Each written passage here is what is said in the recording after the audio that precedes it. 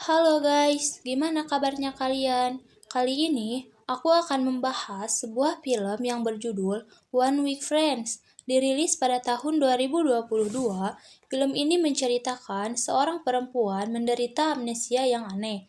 Ingatannya tentang teman-temannya hanya bisa bertahan selama seminggu. Dan akibatnya, dia tidak mempunyai teman. Apakah penyakitnya akan sembuh? Langsung saja ke alur ceritanya. Jangan lupa like, comment, and subscribe. Di awal film diperlihatkan seorang perempuan yang sedang bercerita. Ia bernama Song Sionan. Kita sebut saja Onan. Onan menceritakan bahwa semalam ia bermimpi buruk lagi tentang dunia yang akan kiamat dan akan terjadi pada tanggal 21 Desember 2012. Di ruangan yang sama, ada siswa yang sedang tertidur. Ia bernama Yosu. Kita panggil saja Yosua. Ketika Onan menceritakan akhir mimpinya, ia malah dilempari bola oleh Yosua. Onan mengamuk, namun ditahan oleh siswa lain. Di waktu bersamaan, guru pun datang. Ternyata ada siswa baru yang baru pindah ke sekolah tersebut. Ia bernama Lin Xiangji. Kita sebut saja Xiangji. Ketika akan duduk, Xiangji dan Yosua terus bertatapan. Namun, Onan melempari Yosua dengan bola. Karena hal itu, mereka berdua mendapatkan hukuman. Di saat membersihkan gudang, ia ditemani oleh best friend-nya yang bernama Jiang Wu. Kita sebut saja Jiang. Lalu, Jiang memberikan buku tentang cinta agar Yosua bisa mendapatkan Xiangji. Tak lama, muncullah Onan yang mengambil buku tersebut. Yosua mengatakan bahwa Jiang yang meminjam buku tersebut. Di sini terlihat Onan sangat mencintai Jiang. Yosua meledek Onan dan mereka pun jogo lagi. Yosua berniat untuk memberikan minuman sebagai tanda pertemanan. Namun, ia malah mengotori baju Xiangji dan mereka terlibat kejar-kejaran. Di kelas, Yosua mencoba lagi dengan mengirimkan surat untuk mengajaknya nonton film. Namun Onan membejakannya kepada guru.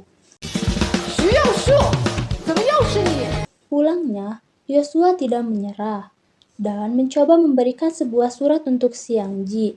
Namun Xiangji menolaknya dan malah merobek surat tersebut. Malamnya Xiangji menelpon ibunya dan mengatakan bahwa ia ingin pindah sekolah lagi. Namun ibunya tidak menghiraukannya, lalu menyuruhnya meminum obatnya. Di hari Senin berikutnya, Yosua meminta maaf atas surat yang ia berikan minggu lalu. Namun Xiangji tidak mengenali Yosua. Jiang yang melihat hal tersebut mengatakan bahwa itu hanyalah trik agar Yosua menjauhi Xiangji. Mereka yang sedang ngintip dikejutkan oleh Onan. Onan mengatakan bahwa ia juga penasaran dan memutuskan untuk ikut membuntuti Xiangji. Ternyata, Xiangji mengidap sebuah penyakit, yaitu gangguan stres pasca trauma, di mana ia hanya bisa mengingat teman-temannya selama 7 hari. Ia mengaku penyakit tersebut disebabkan oleh kecelakaan, maka setiap Senin ia akan kembali melupakan teman-temannya. Oleh karena itu, Xiangji melarang mereka untuk berteman dengannya, karena setiap Senin ia tetap akan melupakan teman-temannya. Lalu Xiangji membuktikan kepada mereka dengan memperlihatkan obat yang dibawanya. Yosua yang sudah mencintai Xiangji dari awal tidak mempermasalahkan kekurangan Xiangji dan berniat untuk membantu menyembuhkan penyakitnya. Namun Xiangji menolaknya dan beralasan ia hanya ingin menyelesaikan ujian masuk kuliah. Di hari Senin berikutnya, Yosua memberikan jus kacang kenari untuk menutrisi otak Xiangji. Namun, jus tersebut malah diberikan kepada Onan. Lalu Yosua membuat sebuah buku untuk meningkatkan daya ingat Xiangji. Xiangji sudah beberapa kali mengatakan bahwa ia akan melupakan Yosua. Namun Yosua tetap kekeh untuk memikirkan cara apapun agar Xiangji bisa mengingatnya. Lalu Yosua mengajak Xiangji ke suatu tempat. Ternyata Yosua membawa Xiangji membeli buku.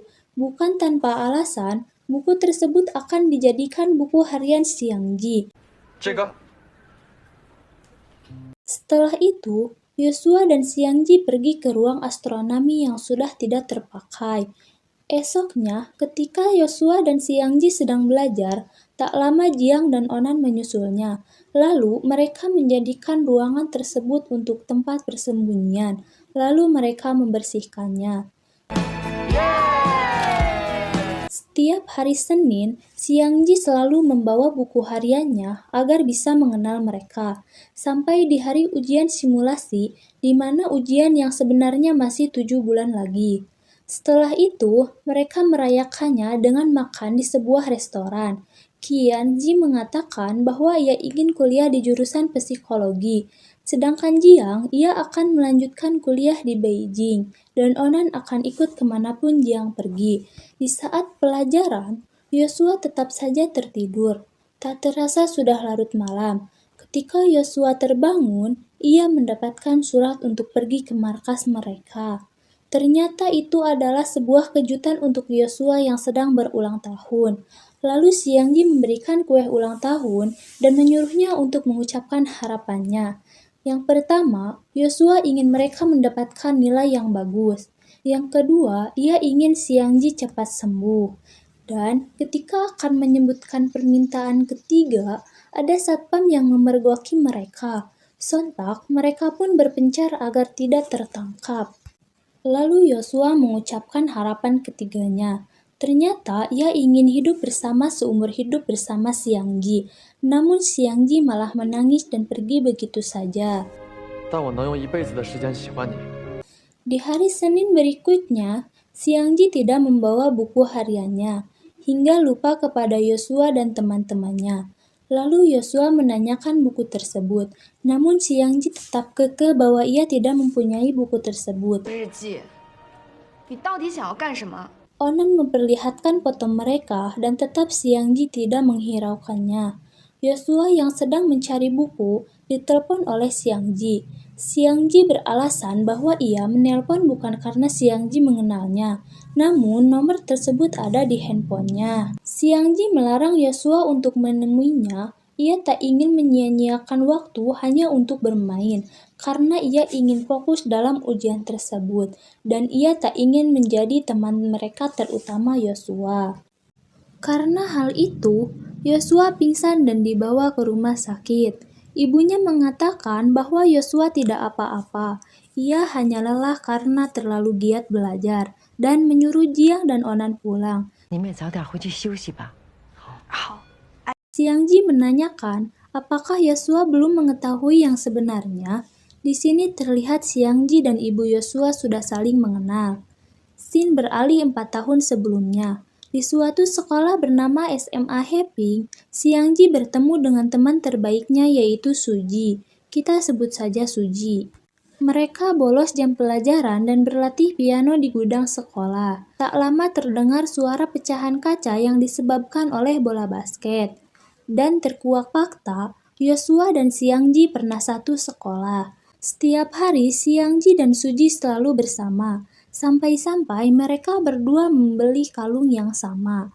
Terlihat Suji menyukai Yosua, maka dari itu Xiangji membocorkan ban sepeda Suji, bukan tanpa alasan agar Suji bisa pulang bersama Yosua. Di hari Senin berikutnya, Jiang dan Onan merasa aneh karena Xiangji tidak pulang ketika di rumah sakit. Lalu Jiang diam-diam mencari data diri Xiangji untuk mengetahui kebenarannya dan mereka mengajak Xiangji bertemu. Terkuak fakta bahwa yang mengidap amnesia bukanlah Xiangji, melainkan Yosua. Lalu Xiangji menceritakan kejadian yang sebenarnya. Dimulai ketika liburan musim dingin, mereka bertiga memutuskan untuk liburan di tepi danau. Mereka ini Xiangji, Yosua, dan Suji. Suji mengajak Xiangji naik perahu agar Yosua membaca surat yang disimpan di keranjangnya. Suci yang penasaran ingin melihat Yosua membaca suratnya, namun ia malah terkecebur ke danau.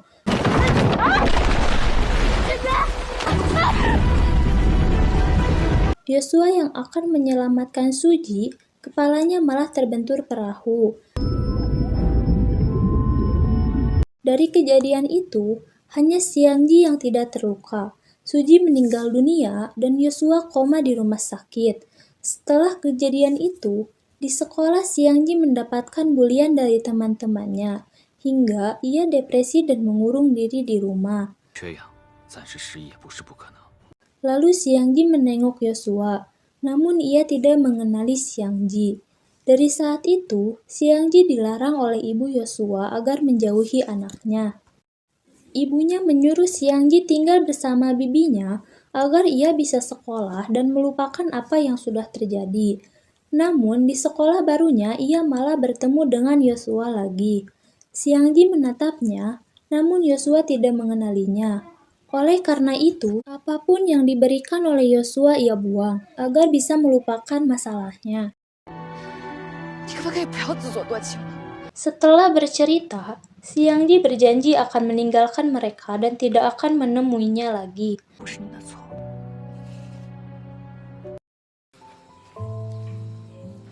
Sampai di hari ujian nasional, ketika pulang Yosua dijemput ibunya, Onan dijemput temannya, dan Jiang dijemput kakaknya. Sedangkan Xiangji tidak ada yang menjemputnya.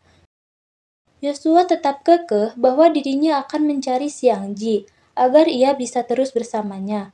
Jiang memberikan pilihan kalau Yosua terus bertemu dengan Xiangji, jangan menemui dirinya lagi.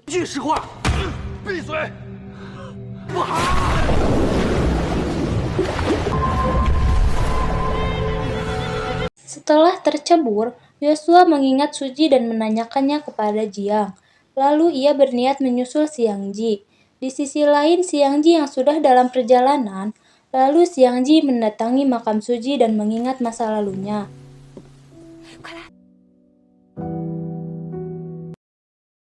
Esoknya, Yosua mendatangi makam Suji. Di waktu bersamaan, ada adiknya Suji yang mendatangi makam. Lalu ia memberikan sebuah kotak yang berisi foto-foto kakaknya. Beberapa hari kemudian, Xiangji mendapatkan paket yang berisi kalung dan buku harian Yosua, yang mana isinya adalah catatan ulang selama ia mengenal Xiangji. Terkuak fakta, dari dulu Yosua sudah menyukai Xiangji, namun Suji salah paham dengan apa yang Yosua perbuat. Esoknya, Xiangji memutuskan untuk mencari Yosua ke rumahnya. Sesampainya di rumah Yosua, Xiangji diberitahu bahwa Yosua ada di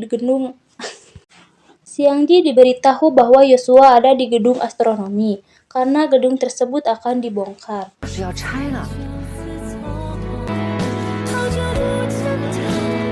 Setelah bertemu, Xiangji berterima kasih kepada Yosua karena telah mengirimkan kalung Suji dan memaafkannya karena sudah membohonginya.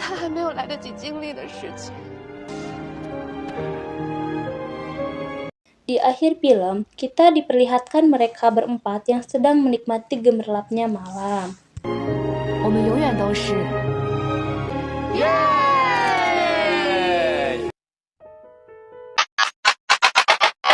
Jangan lupa like, comment, and subscribe.